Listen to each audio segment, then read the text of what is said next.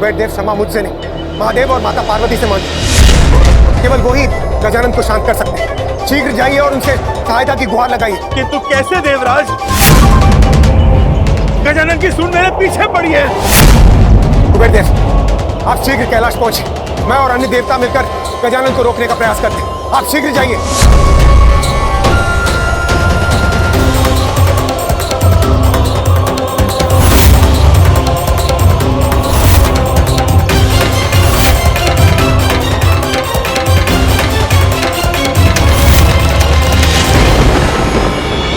कुबेर देव जी, क्या हुआ? आपकी ऐसी अवस्था किसने की? और मेरा पुत्र गजानन, वो कहाँ है? माता, गजानन, माता वो तो सब कुछ खा गए। मुझे भी खाना चाहते थे वो। ये अब क्या कह रहे हैं कुबेर देव जी? मेरा पुत्र गजानन अभी तक भूखा है। तो आप तो कह रहे थे कि आपके पास पर्याप्त से अधिक भोजन।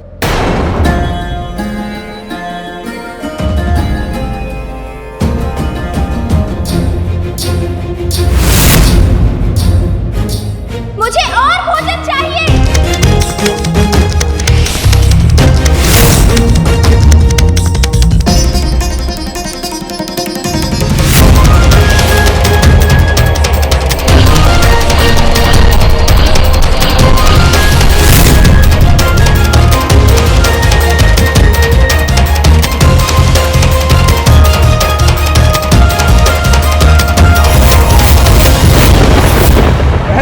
बैठा था कि संसार में सबसे धनी, सबसे संपन्न मैं हूं, किंतु आज मेरा मान भंग हुआ। एक बालक की भूख भी नहीं मिटा पाया मैं। महादेव, मुझे क्षमा कीजिए। माता पार्वती, किंतु गजानन को शांत कर दीजिए। मुझे बताइए, मैं उनकी भूख कैसे शांत करूं? उनकी भूख मैं कैसे शांत करूं?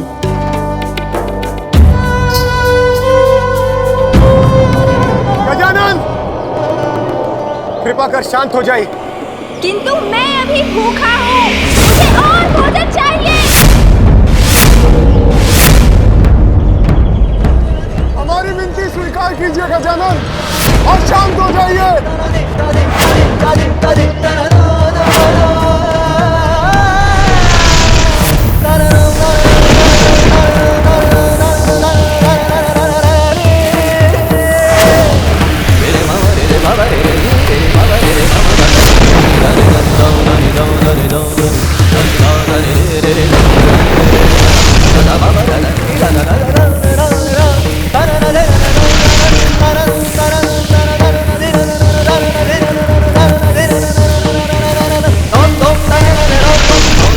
कुबेरदेव, शीघ्र लौटिए और किसी ऐसे उपाय के साथ जिससे गजानन की भूख शांत हो जाए।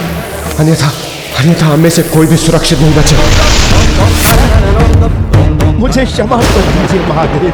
माता पार्वती, धन के अहंकार ने मेरी बुद्धि को वश में कर दिया था। अहंकार से विचार और विचार से व्यवहार अनुचित हो जाता है। ये मैं अब समझ गया हूं। माता पार्वती, गजानन की भूख को शांत करने का उपाय बताकर मेरी सहायता करने की कृपा कीजिए। माता मुस्कुरा क्यों रही है?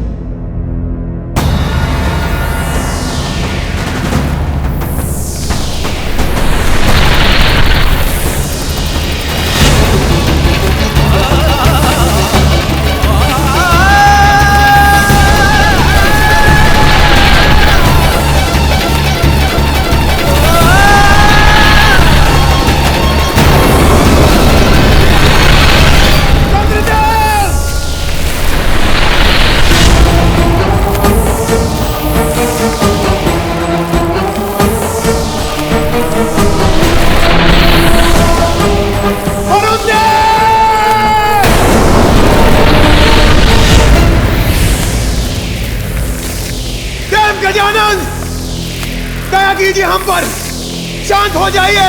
मेरी भूख शांत करने के लिए और कुछ है आपके पास? है मेरे पास वो।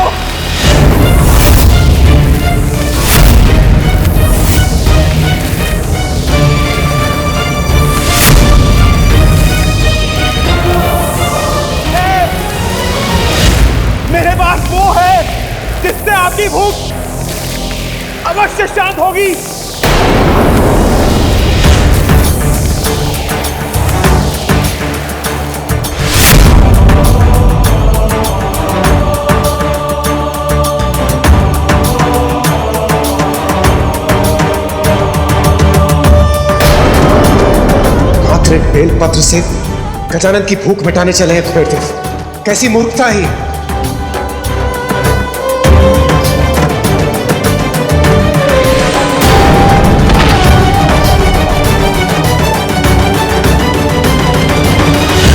ये लीजिए गजानन, ये आपकी माता ने आपकी भूख को शांत करने के लिए भेजा है।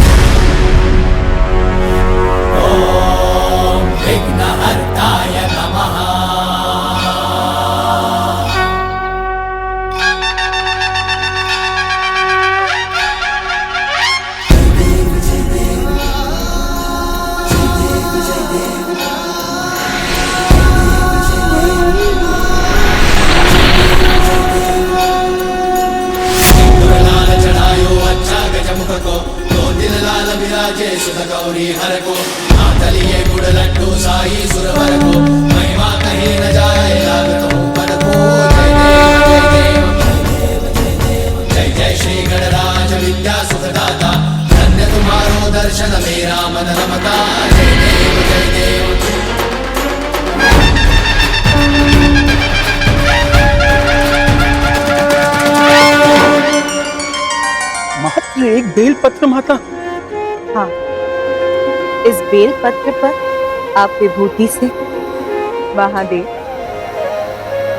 और मेरा नाम लिखकर मेरे पुत्र गजानन को खिला दीजिए। इसको खाते ही उसकी भूख अवश्य मिट जाएगी।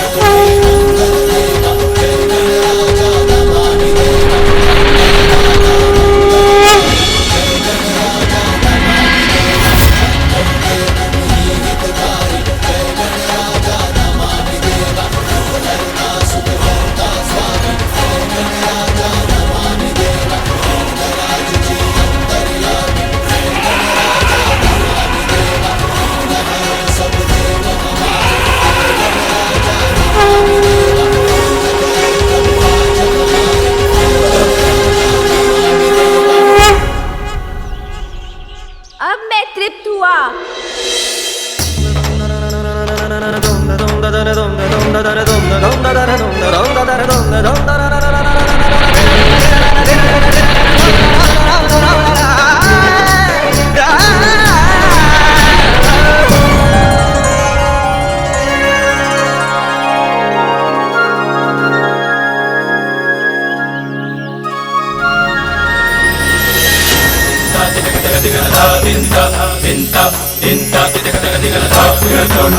महाकाय सूर्यकोटि समप्रभ निर्विघ्नं कुरु मे देव सर्वकार्येषु सर्वदा।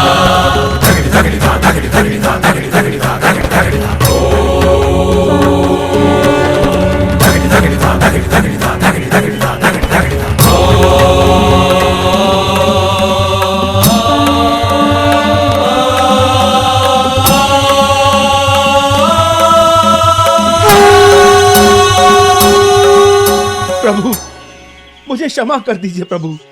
अहंकार के अंधकार ने मेरी दृष्टि से विनय का प्रकाश हर लिया था।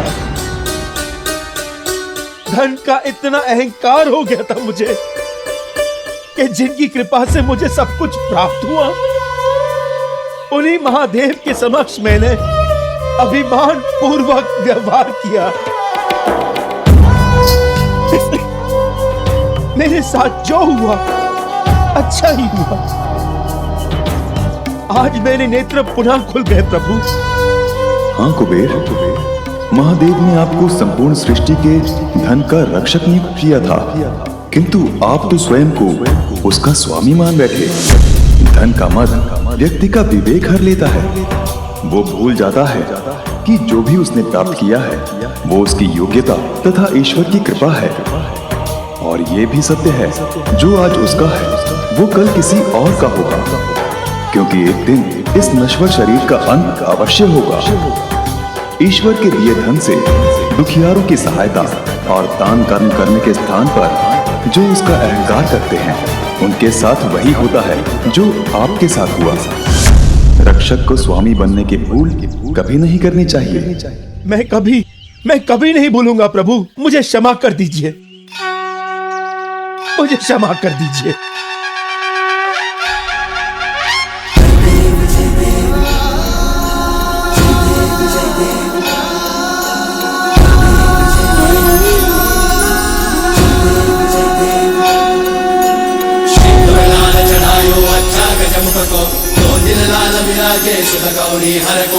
जय श्री गणराज विद्या सुखदाता, धन्य तुम्हारो दर्शन मेरा मन रमता। जय देव जय देव।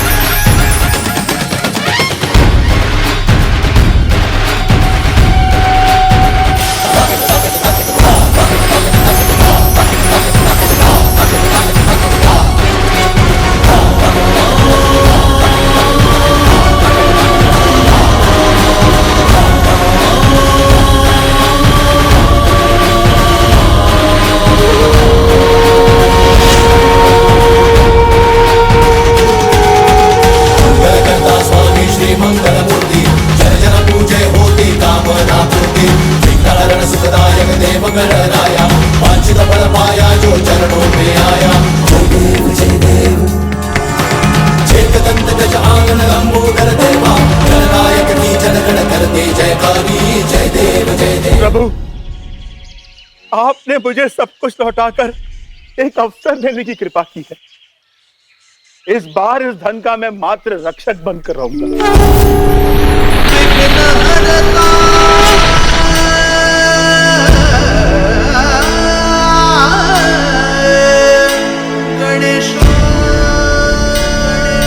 आपकी अलकापुरी में तो मुझे बहुत आनंद आया कुबेर देव। इस भोज के लिए आपका धन्यवाद।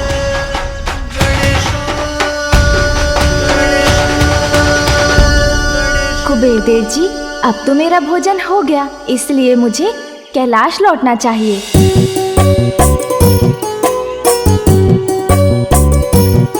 कैलाश तो यहाँ से इतनी दूर है, तो क्या मुझे इतनी दूर चलकर जाना होगा? अभी तक मेरे पास वाहन ही कहाँ है, पता नहीं कैसा होगा मेरा वाहन। गजानंद, आप चिंता मत कीजिए, आप मेरे वाहन एरावत को ले जाइए। एरावत!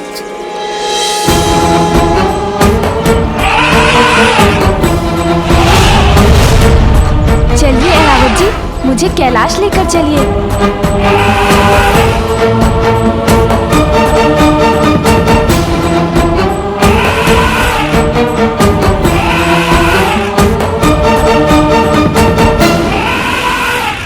अरे अरे, सावधान एरावत जी।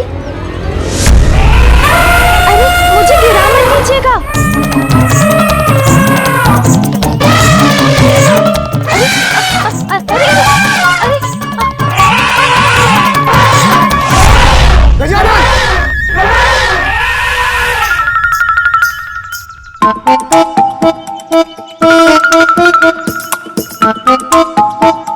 लगता है एरावत जी मुझे नहीं लेके जा पाएंगे। क्षमा कीजिए गजानन, आश्चर्य है, इसके पूर्व कभी भी एरावत कोई भी भार उठाने में अक्षम नहीं हुआ। एरावत, उठ जाओ, क्या हुआ है तुम्हें?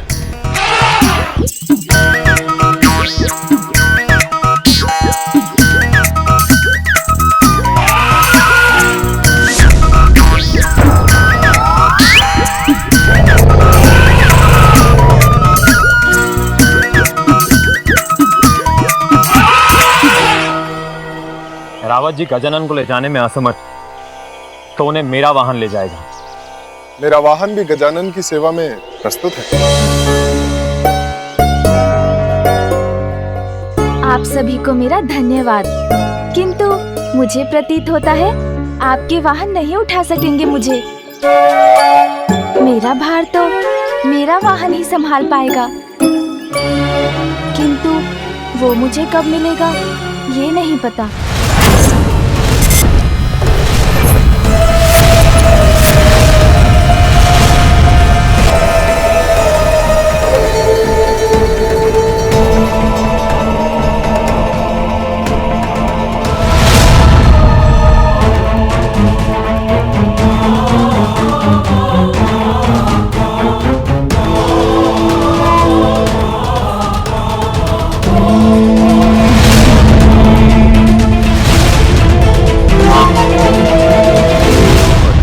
तुम्हारा विवाह उससे हो जाए तो माता पार्वती की शक्ति तुम्हारी सुरक्षा और सहायता करेगी।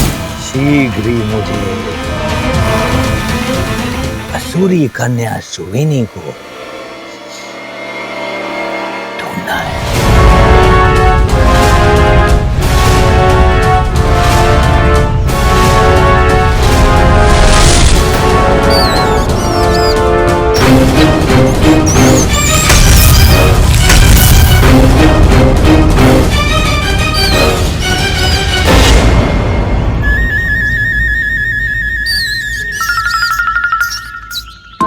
अभी तो बहुत चलना है, इतनी दूर है कैलाश, रुककर विश्राम भी नहीं कर सकता, अन्यथा बहुत विलंब हो जाएगा। मुझे आगे बढ़ना चाहिए।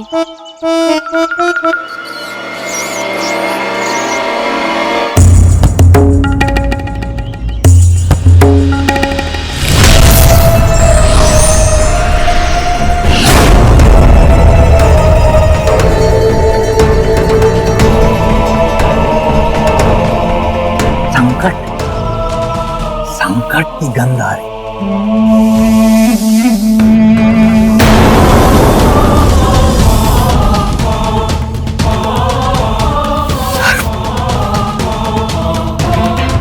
सर्प की गंध आ रही है।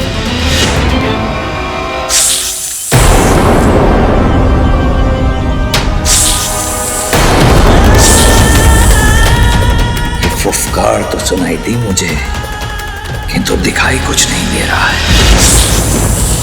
कौन हो तुम?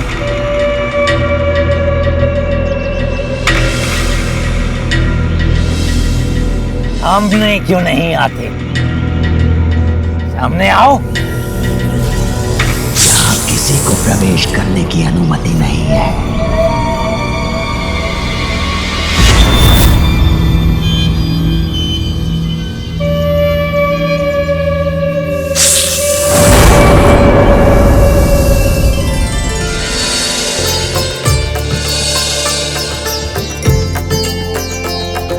इस वन को पार करते ही कैलाश पहुंच जाऊंगा मैं।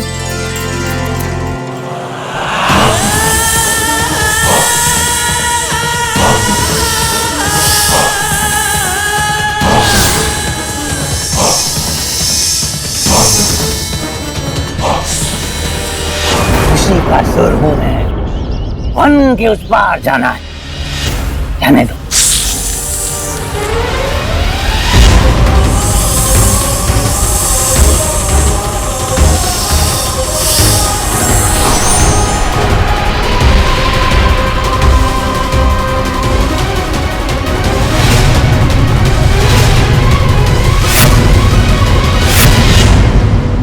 अत्यंत मूर्ख जान पड़ते हो तुम। तुम्हारी मृत्यु ही तुम्हें यहाँ खींच लाई है, क्योंकि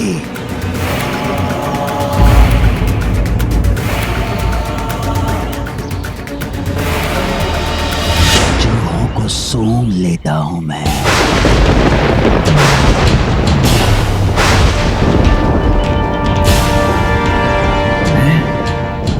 इसे कैसे ज्ञात हुआ मेरी वास्तविकता?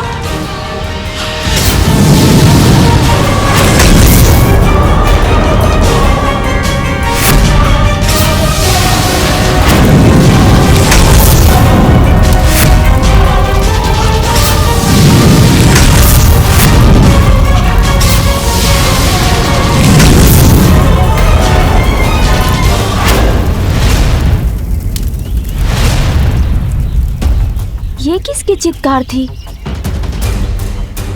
ये इतना धूम्र क्यों उत्पन्न हो रहा है वन से? अग्नि है क्या? वन की अग्नि तो सब कुछ जलाकर भस्म कर देती है। मुझे वहाँ शीघ्र पहुँचना चाहिए, अन्यथा सभी जीव जंतु संकट में पड़ जाएंगे। प्रतीत होता है तुम्हारा अंत करने के बाद ही मैं आगे बढ़ सकूंगा।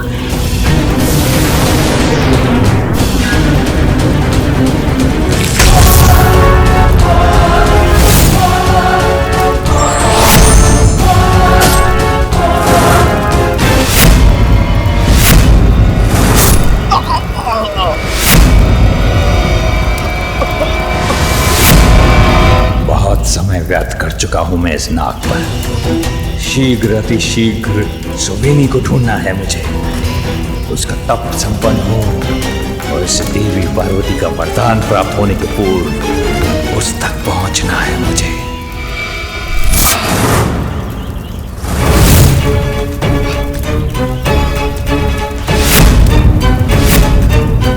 अब अपनी मृत्यु के लिए तैयार हो जाओ।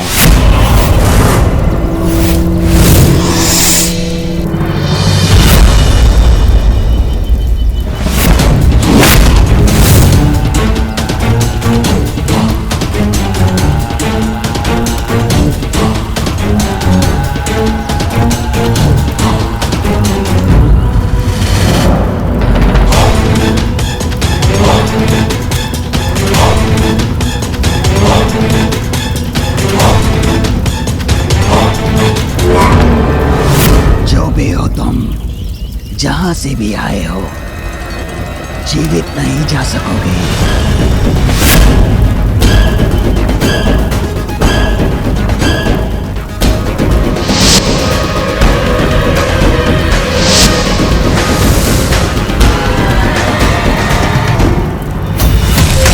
मैंने कहा था ना, चूहों की गंध आ जाती है मुझे, और चूहे अर्थात मेरा भोजन ही निकले तुम।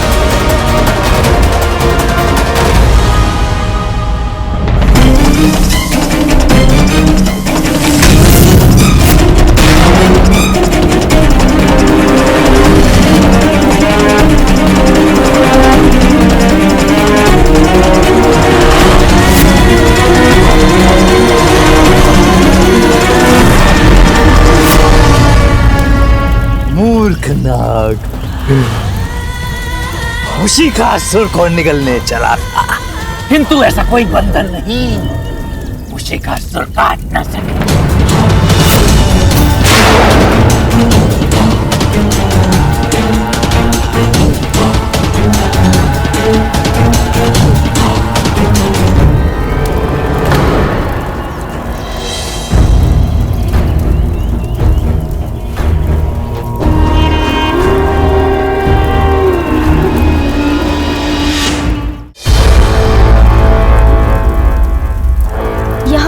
कोई भी नहीं।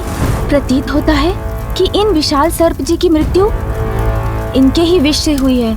मुझे इस अग्नि को बुझाने का कुछ उपाय करना चाहिए, अन्यथा यहाँ के जीव जंतुओं को हानि होगी।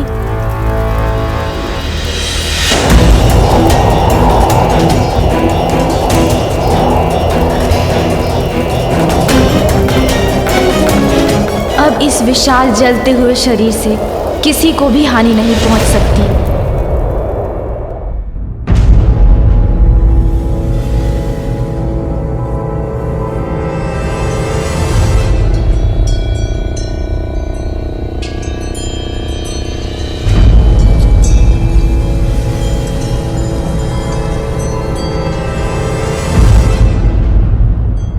अब इन सर्प जी का मृत शरीर कोई नहीं देख सकेगा।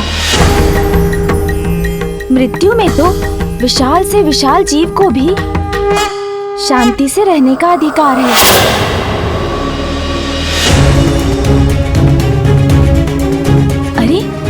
वहाँ कोई है क्या?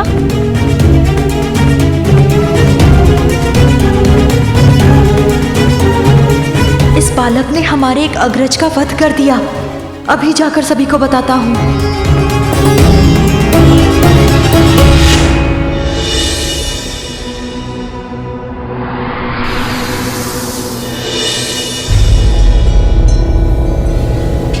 वो रहा देवी का मंदिर, वहीं तप कर रही है सुवेनी।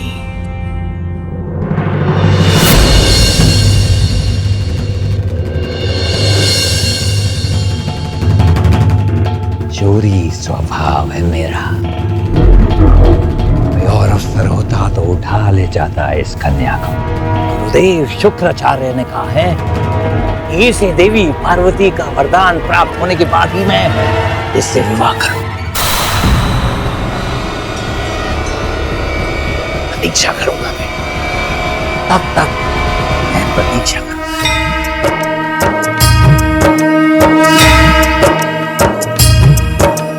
या देवी सर्वभूतेषु शक्तिरूपेण संस्थिता नमस्तस्यै नमस्तस्यै नमस्तस्यै नमो नमः। या देवी सर्वभूतेषु शक्तिरूपेण संस्थिता नमस्तस्यै नमस्तस्यै नमस्तस्यै नमो नमः।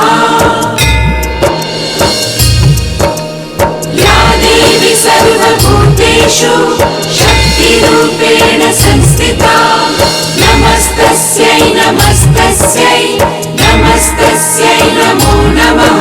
समय आने पर मुझे तुम्हारे सम्मुख आना ही होगा सुवेनी। माता, बालक गजानन लौट आए हैं। मेरा पुत्र गजानन?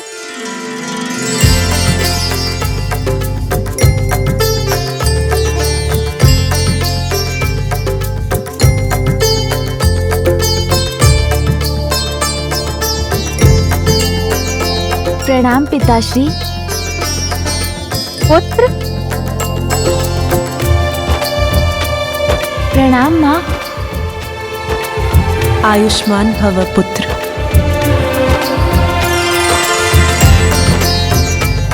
पुत्र गजानन, कुबेर देव अपना मार्ग भटक गए थे।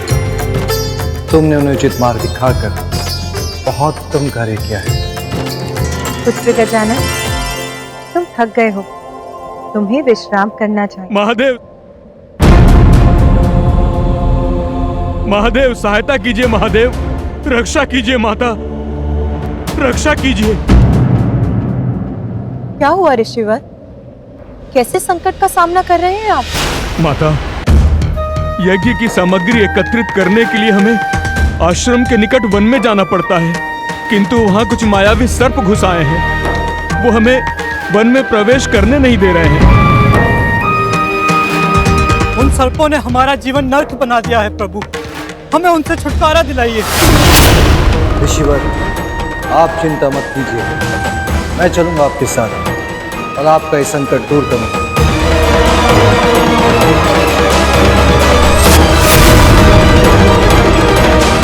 पिताश्री रुकिए।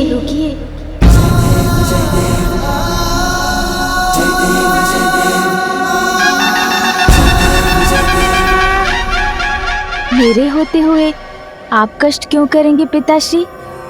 यदि आप आज्ञा दें तो मैं अभी जाकर इस समस्या का हल निकालता हूँ।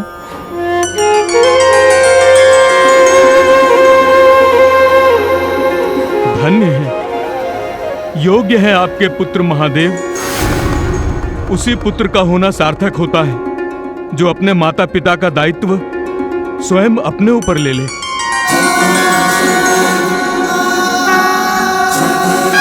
प्रणाम पिताश्री। प्रणाम माता, अब हमें आज्ञा दीजिए।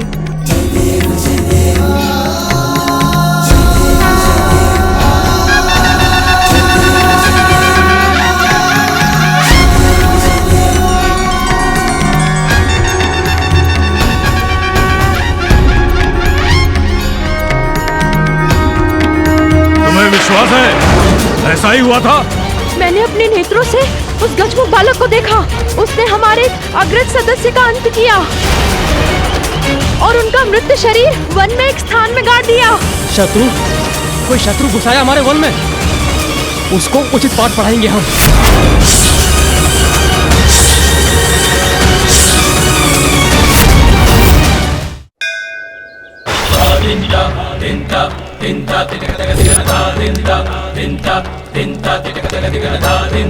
सुवेनी का तप होगा सफल, जिसका फल पाऊंगा मैं।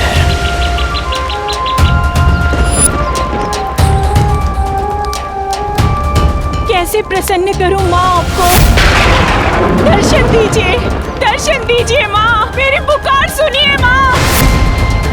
आइए माँ, दर्शन दीजिए मुझे, दर्शन दीजिए मुझे। आइए माँ, दर्शन दीजिए मुझे, दर्शन दीजिए मुझे, दर्शन दीजिए मुझे माँ, मेरी पुकार सुनिए।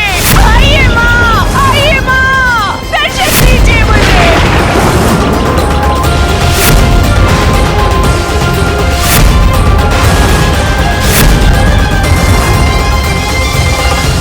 इसे देवी पार्वती से वरदान प्राप्त होते ही उस वरदान का लाभ मैं उठाऊंगा।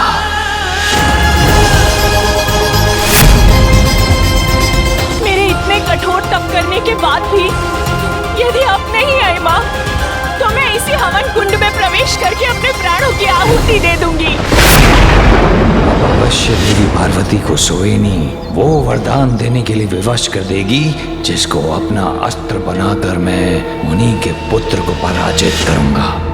यही है वो वन पार्वती नंदन, जो हमारे आश्रम के समीप होने पर भी नागों के आतंक के कारण हम वन में प्रवेश नहीं कर पा रहे हैं। और इसी कारण हम अपने बालकों को देने के लिए फल और अन्य भोजन की सामग्री भी नहीं जुटा पा रहे हैं। आपको उपहार देने के लिए ये फल बचाकर रखे हैं हमने, इन्हें स्वीकार कीजिए। ये फल आप खा लीजिए। वैसे भी हमारे पास आपको देने के लिए कुछ और नहीं है, किंतु आप ये फल तो खा सकते हैं ना। लीजिए, खा लीजिए।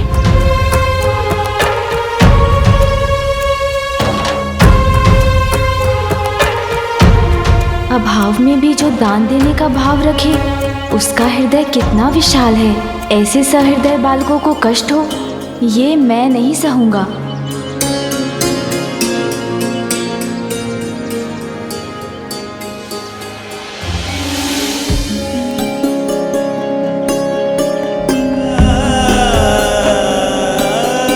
नहीं मित्रों, ये फल आपके हैं, इसलिए इन्हें आप ही खाइए।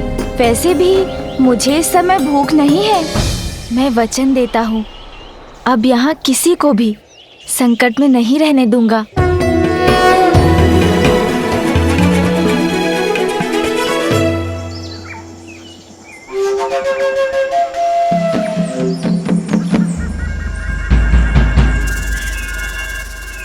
कितना घना वन है और इस अंधकार में कुछ देख पाना कितना कठिन है।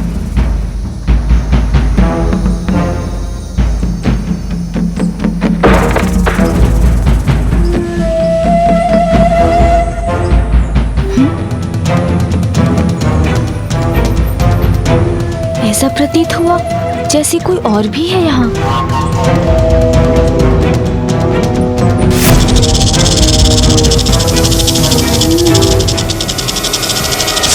इस वन के स्वामी हैं हम। हमारे वन में प्रवेश किया तुमने तो उसका दंड भी अवश्य पाओगे बालक। अब हम तुम्हें नहीं छोड़ेंगे।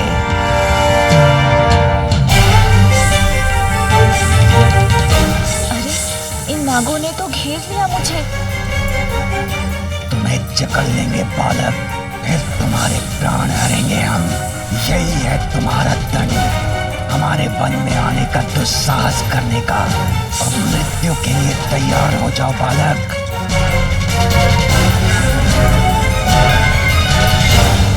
मेरे इस कठोर तप के बाद भी आप नहीं आए माँ, तो मैं यहीं अपने प्राण त्याग दूंगी।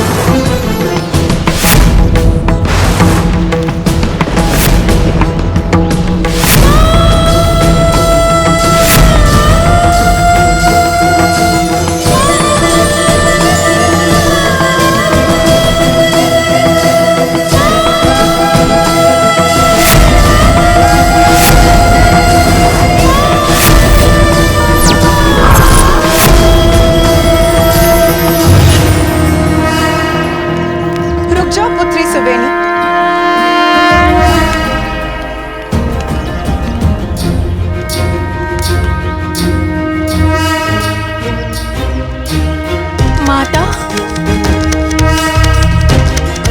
आप आ गई माता। मेरी भक्तिन निराश होकर अपना जीवन त्यागने पर विवश हो जाए, ये कैसे संभव? दुर्गा देवी नमस्तुभ्यम, दुर्गा देवी नमस्तुभ्यम, दुर्गा देवी नमस्तुभ्यम। पुत्री सुवेनी, तुम्हारे तप से मैं प्रसन्न हुई। मांगो, क्या वरदान चाहती हो तुम? आपके दर्शन प्राप्त हुए तो सब कुछ प्राप्त हो गया मुझे। संसार में सबसे दिव्य तो आपके दर्शन है माँ, इसीलिए मुझे अब कुछ और पाने की इच्छा ही नहीं रही माँ। क्या और कुछ की इच्छा नहीं रही? ये कैसी मूर्खता है? वरदान मांगो सुवेनी।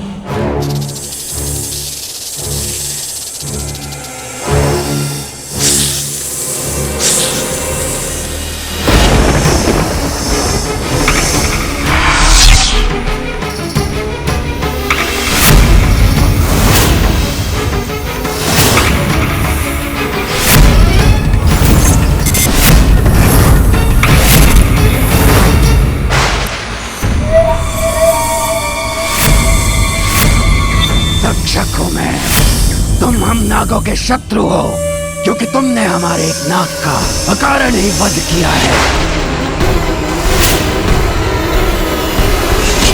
नहीं नहीं, आपसे समझने में कोई भूल हुई है। मैं आपका शत्रु नहीं। इसके मिथ्या वचनों पर विश्वास मत कीजिएगा। मैंने स्वयं अपने नेत्रों से इसे हमारे एक नाग का वध कर और उसे काटते हुए देखा है। शत्रु हो तुम, नागों के शत्रु हो तुम बालक। अब तुम्हारा वध हम करेंगे, दंड देंगे तुम्हें।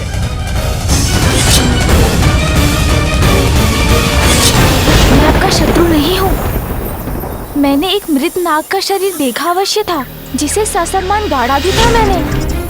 उसके विष से उत्पन्न अग्नि को भी बुझाया था, किंतु उसका वध नहीं किया था मैंने। ये मिथ्या कह रहा है, शत्रु है ये। मैंने आप नागों के प्रति कोई अपराध नहीं किया, पर अपराध तो आप कर रहे हैं। ऋषियों को आतंकित कर इस वन में प्रवेश करने से रोका है आप सबने। उन्हें फल फूल भविष्य की सामग्री से वंचित किया है। प्रकृति और उसके संसाधनों पर तो सभी का समान रूप से अधिकार होता है। इसलिए मेरा अनुरोध स्वीकार कीजिए और उन्हें यहाँ आने दीजिए। शत्रु हो तुम, नागों के शत्रु हो तुम बालक। नागों के शत्रु हो तुम बालक, शत्रु हो तुम, तुम्हें दंड अवश्य मिलेगा। मुझे ये सब छोड़ नहीं रहे, अब मुझे ही कुछ करना होगा। तुम हम नागों के शत्रु हो।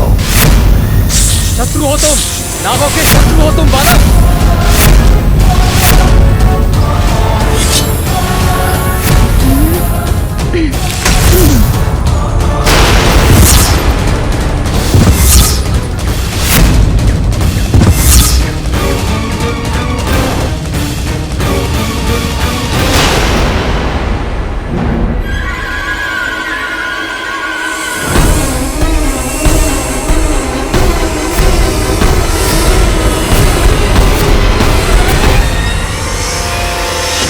यदि हमने तुम्हारा कहा मानकर ऋषियों को सताना नहीं छोड़ा तो मैं आपको रोकने पर बाध्य हो जाऊंगा। तक्षक के क्षेत्र में आकर तक्षक को ही चेतावनी देने का दुस्साहस कर रहा है। तुच्छ बालक, देखता हूँ कौन किसे रोकता है।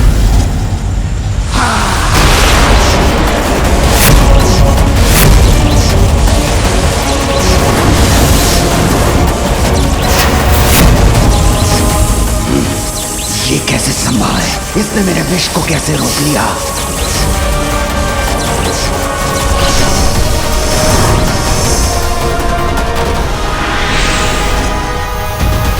मेरा विष तो पल भर में किसी को भी भस्म कर सकता है। इस बालक ने इतनी सहजता से कैसे इसका प्रभाव मिटा दिया? मैं आपको आपके विष से इस वन को नष्ट नहीं करने दूंगा। तो मैं भी तुम्हें इस वन से जीवित नहीं लौटने दूंगा, तुच्छ बालक।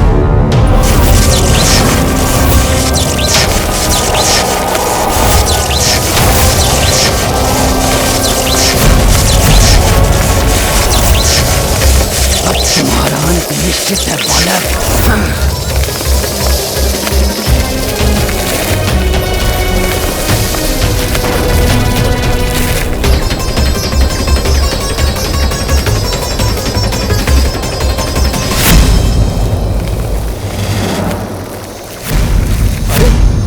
ये बालक तो यहाँ नहीं। ढूंढो उसे।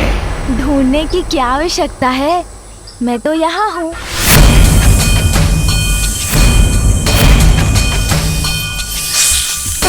तुम्हारी इस क्रीड़ा का भयानक अंत होगा बालक।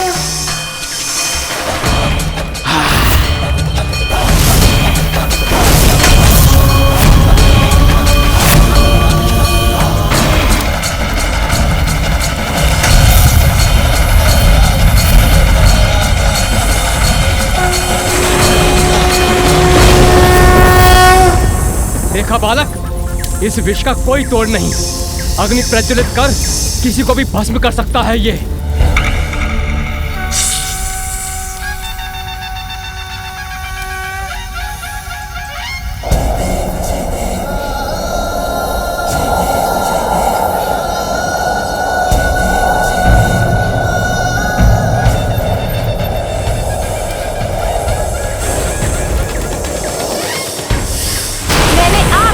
चेतावनी दी थी, समझाया था आपको कि वन को, यहाँ रहने वाले सभी मनुष्यों को और जीव जंतुओं को हानि मत पहुँचाइए, किंतु आपने मेरी बात नहीं मानी। इस वृक्ष को भस्म किया आपने, अब उसका दंड मैं दूंगा आपको। मेरे नागों को आहत किया है तुमने, अब इसका परिणाम देखो तुम।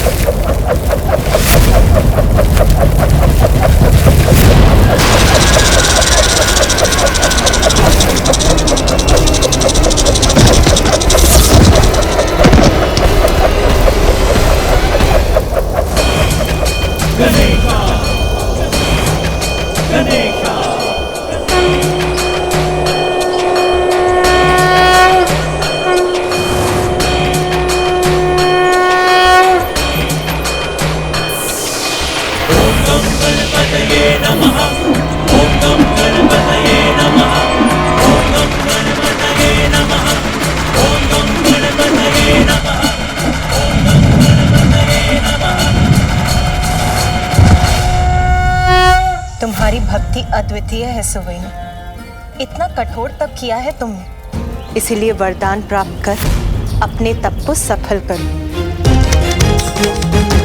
कहो पुत्री, क्या चाहिए तुमको?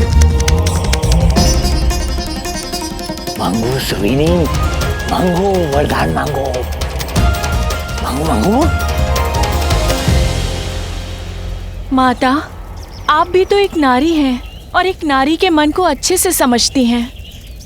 एक नारी का सुख तो उसके परिवार के सुख में निहित होता है। अपने पुत्र, पिता और पति की सुरक्षा से ही एक नारी को सुख मिलता है माँ। इसीलिए आप मुझे वरदान देना चाहती हैं तो ये वरदान दीजिए कि मैं अपना संपूर्ण जीवन सुहागन बनकर जीऊं माँ। विवाह के उपरांत यदि मेरे सुहाग पर कोई भी संकट छाए तो आप उनकी रक्षा करें। मात्र इतना वरदान मुझे चाहिए आपसे।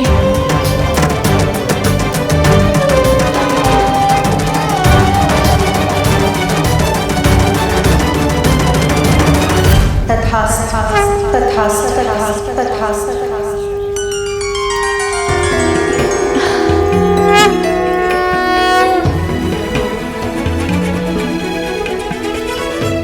धन्यवाद माँ, धन्यवाद।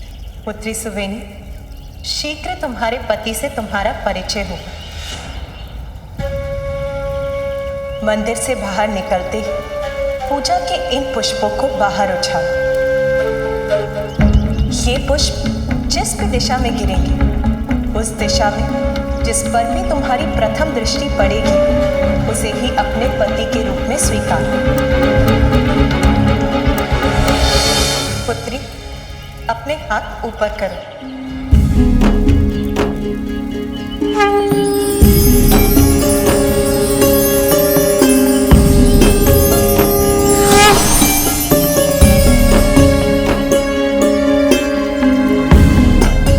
उसे ये पुष्पमाला पहनाकर तुम उसके साथ गंधर्व विवाह करें।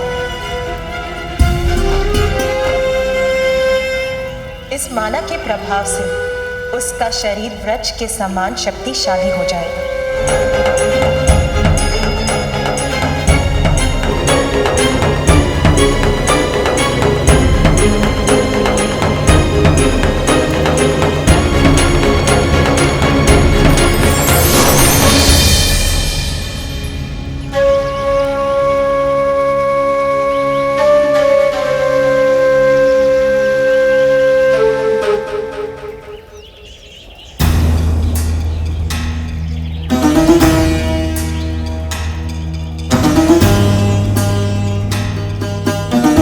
सुवेनी का तप होगा सफल, जिसका फल पाऊंगा मैं।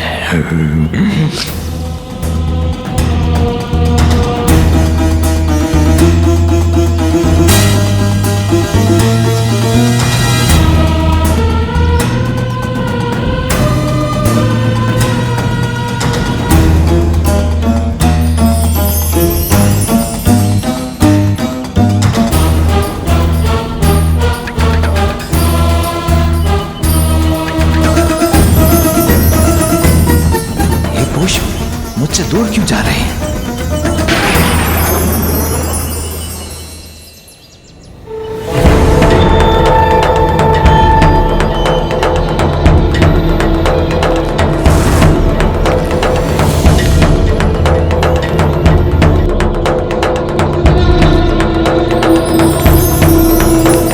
नहीं नहीं, ये सुवेनी का वर बन गया तो मेरा क्या होगा?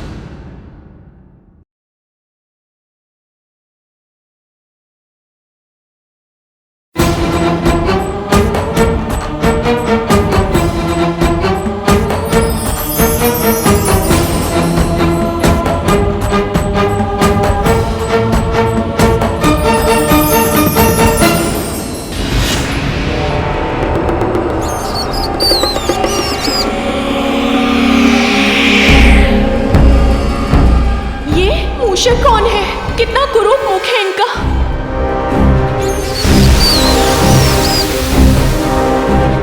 ये पुष्प जिस भी दिशा में गिरेंगे, उस दिशा में जिस पर भी तुम्हारी प्रथम दृष्टि पड़ेगी, उसे ही अपने पति के रूप में स्वीकार।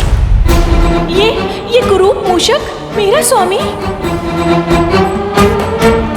किंतु यदि माता की यही इच्छा है तो सुवेनी इसे स्वीकार करेगी।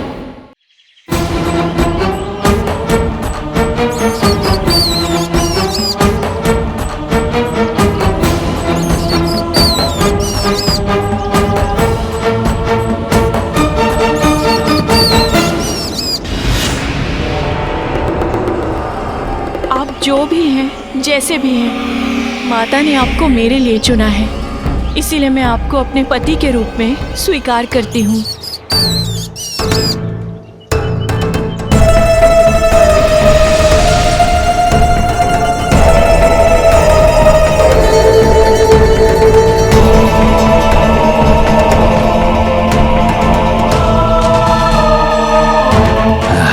प्रतीत होता है जैसे अचानक मेरी शक्तियां बढ़ गई हों।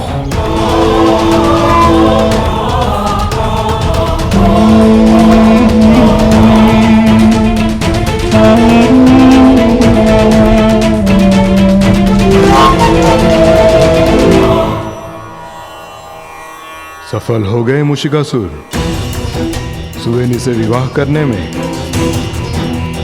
अब गजानन तुम्हारा वध नहीं कर सकेगा, और यदि उसने तुमसे युद्ध करने का प्रयास किया भी तो उसे अपनी ही माता पार्वती की शक्तियों से युद्ध करना पड़ेगा। हमारी सहायता कीजिए शेषनाग जी। उस बालक ने हमारे क्षेत्र में आकर उत्पात मचा दिया है। नागों का वध कर उन्हें आहत कर रहा है। हमारी सहायता कीजिए शेषनाग जी, अन्यथा वो बालक पृथ्वी से नागों को मिटा देगा।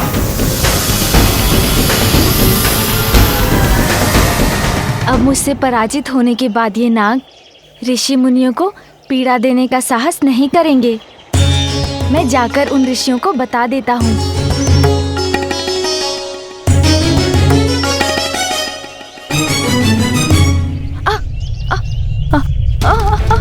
अरे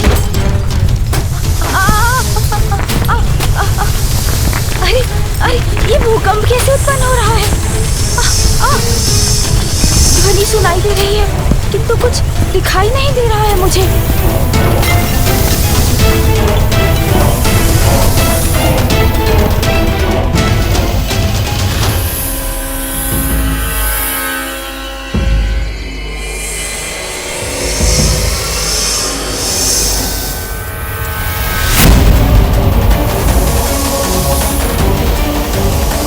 ये तो शेषनाग जी हैं।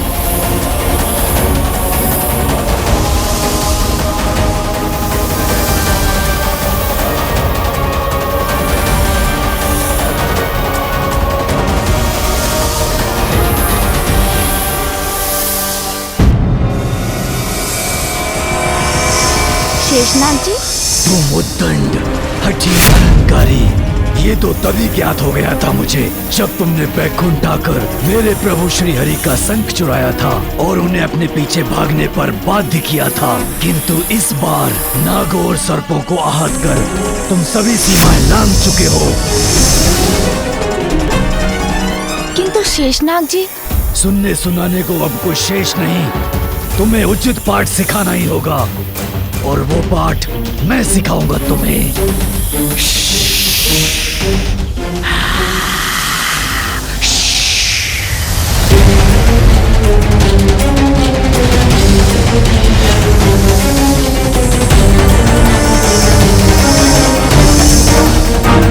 मेरे नागों को हानि पहुंचाने का दंड दूंगा तुम्हें। मेरी क्रोधाग्नि से झुलस जाओगे तुम।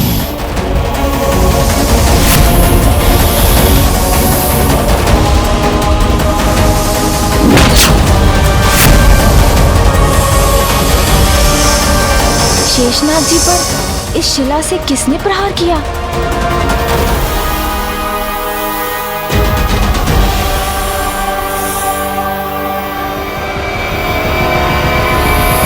दूर हो जाइए हमारे गजानन से, हटिए पीछे, दूर हो जाइए।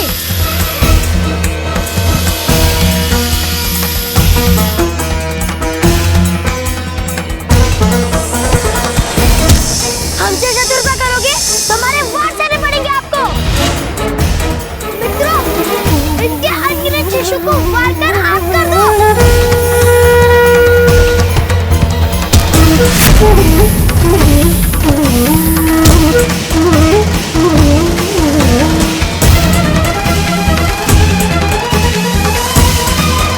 नहीं मित्रों, ऐसा मत करो, रुक जाइए।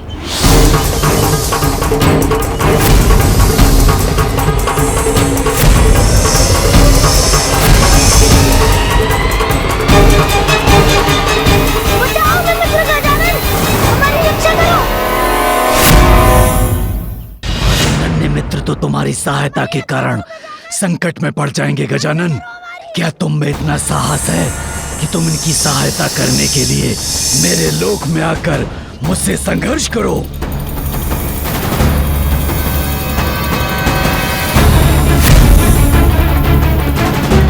हमारी रक्षा कीजिए गजानन, गजानन हमारी रक्षा कीजिए, हमारी रक्षा कीजिए गजानन।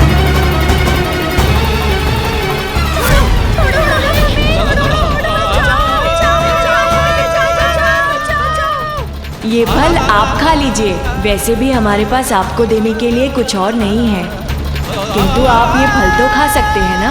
मुझे अपने लोक ले जाकर शेषनाग जी मुझे फंसाने का प्रयत्न कर रहे हैं, ये ज्ञात है मुझे, किंतु अपने मित्रों को बचाने का और कोई उपाय भी तो नहीं।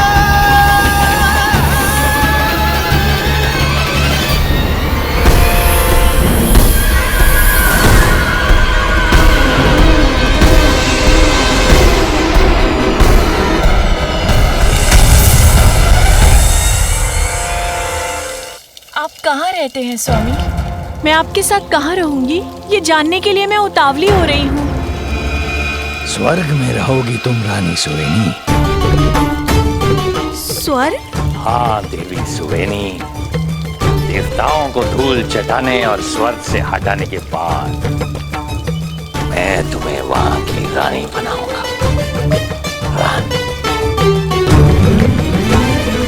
रुकिए स्वामी, हमारे विवाह के पूर्व आपने उचित अनुचित जो भी किया है मुझे ज्ञात नहीं है, किंतु अब जो आप करने जा रहे हैं वो सर्वथा अनुचित है स्वामी।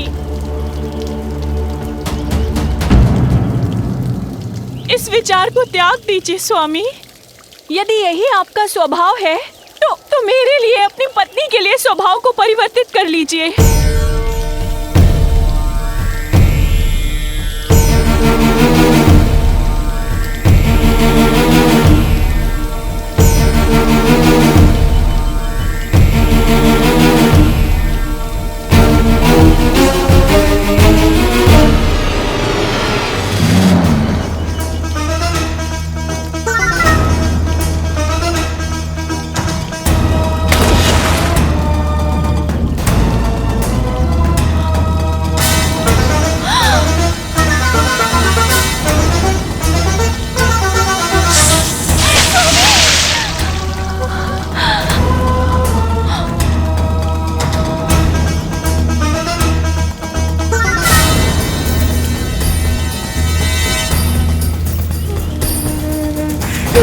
स्वामी आप ये क्या कर रहे हैं? रुकिए स्वामी, आप ऐसा क्यों कर रहे हैं स्वामी? डंक मारना तो बिच्छू का स्वभाव होता है। अगर आप उसकी रक्षा करने के लिए उसे जल से निकालेंगे भी, तब भी वो आपको डंक ही मारेगा। जब ये तुच्छ बिच्छू अपने जीवन की रक्षा के लिए अपना स्वभाव नहीं छोड़ सका, मैं अपनी असुरी प्रवृत्ति कैसे छोड़ूं? चोरी स्वभाव है मेरा देवी सुवेनी, और देवताओं को पीड़ा देना मेरा स्वाभाविक मनोभाव।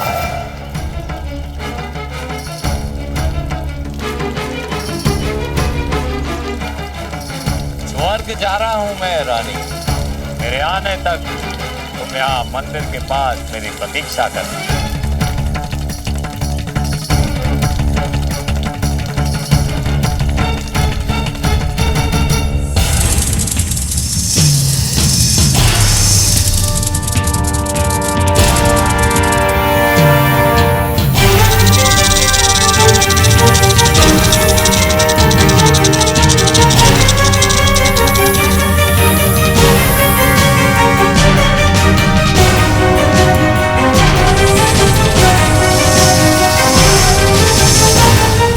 वहाँ उस कोने में बंदी है मेरे मित्र।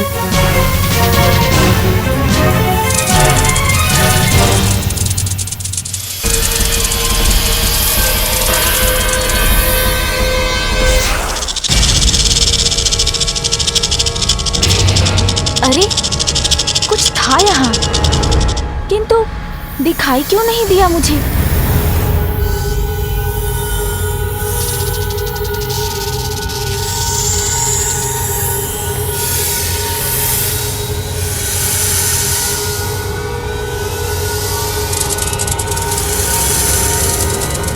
सर्पों को अशांत किए बिना ही मुझे आगे बढ़ना चाहिए।